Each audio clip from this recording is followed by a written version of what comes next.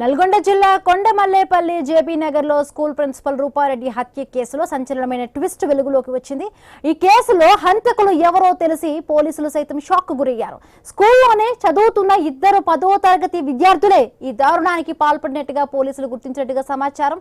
డబ్బులు ఇవ్వాలని అడిగిన ప్రిన్సిపల్ నిరాకరించడంతో ఆమె ఇంట్లోకి చొరబడిన ఇద్దరు బాలురు కత్తితో దాడి చేసినట్టుగా తెలుస్తోంది. ఏకంగా 27 కత్తిపోట్లు పొడిచి ప్రిన్సిపల్ ను హత్య చేసినట్టుగా పోలీసుల దర్యాప్తులో కీలకమైన విషయాలు బయటపడినట్టుగా సమాచారం. ఇక ప్రస్తుతం ఒక బాలుడిని పోలీసుల అదుపులోకి తీసుకుని విచారిస్తూ ఉన్నారు. మరొక బాలుడు పరారీలో ఉన్నట్టుగా తెలుస్తోంది. అసలు డబ్బుల కోసం స్కూల్ ప్రిన్సిపల్ నే విద్యార్థులు ఎందుకు టార్గెట్ చేశారు? ఈ హత్యకు ముందు ఏం జరిగింది? పరారీలో ఉన్న మరొక బాలుడి కోసం పోలీసులు ఎలా గాలిస్తూ ఉన్నారు? ఈ కేసులో వెలుగులోకి వస్తున్న సంచలనమైన విషయాలేంటి ఇప్పుడు ఆసక్తికరంగా మారింది.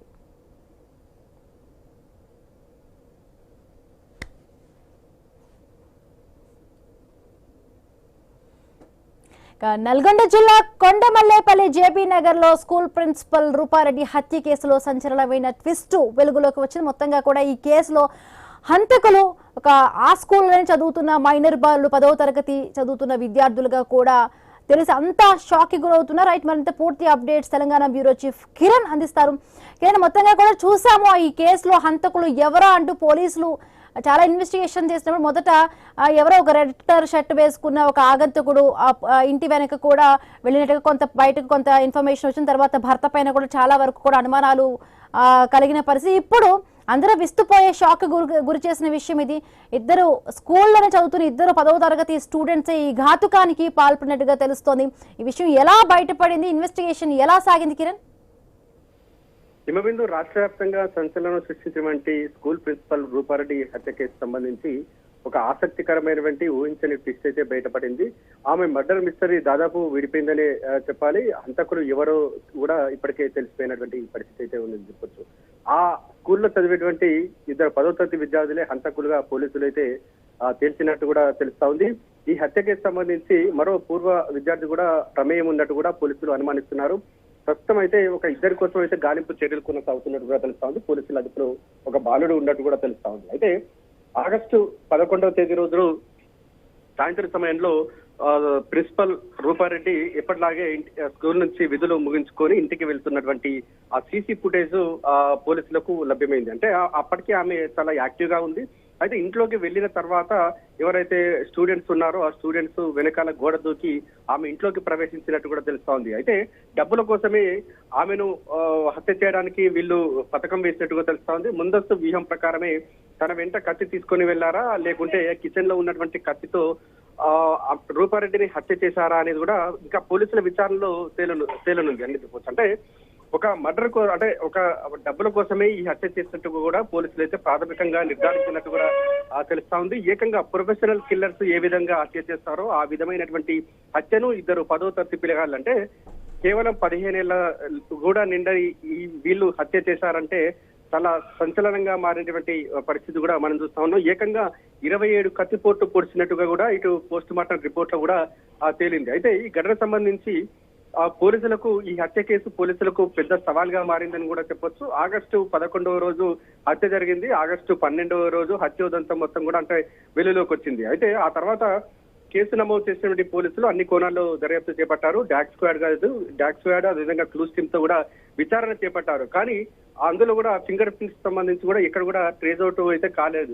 ఎందుకంటే నిందితులు అప్పటికే ప్రొఫెషనల్ కిల్లర్ మాదిరిగా కూడా చేతికి గ్లౌజులు ధరించి కూడా ఈ హత్యకు పాల్పడ్డట్టు కూడా పోలీసులు అనుమానిస్తున్నారు. ఆ క్రమంలోనే వారి ఫింగర్ ప్రింట్స్ కూడా ట్రేస్ అవుట్ కాలేదు.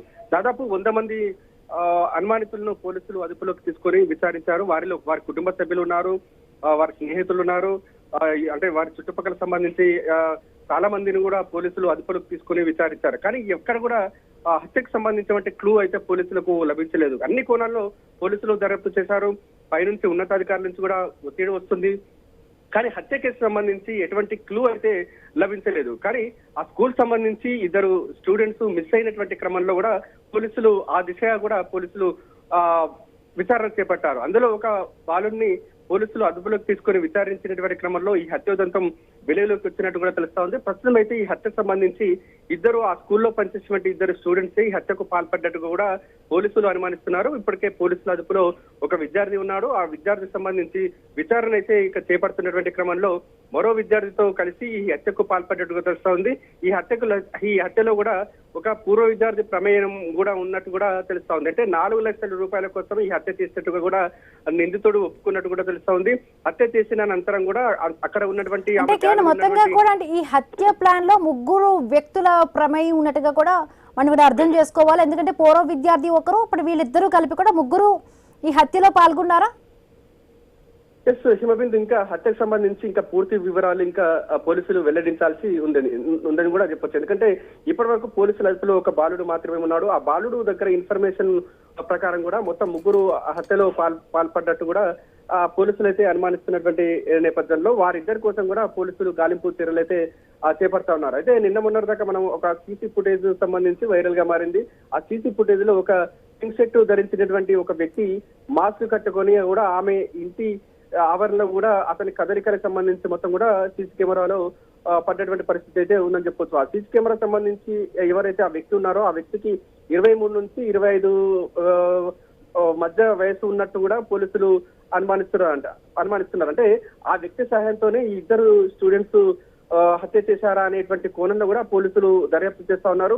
అంటే ఆమె దగ్గర ఉన్నటువంటి డబ్బు సంబంధించిన విషయం ఆ 3వ వ్యక్తికి చేరవేస్తున్నటువంటి నేపథ్యంలో ఆ 3వ వ్యక్తి హత్యకు పథకం పన్నారా అనేటువంటి ఇంకా విచారణలో కూడా తేలాల్సి ఉంది. ఎందుకంటే ఇప్పటికే పోలీసులు అదుపులో మాత్రమే ఉన్నారు.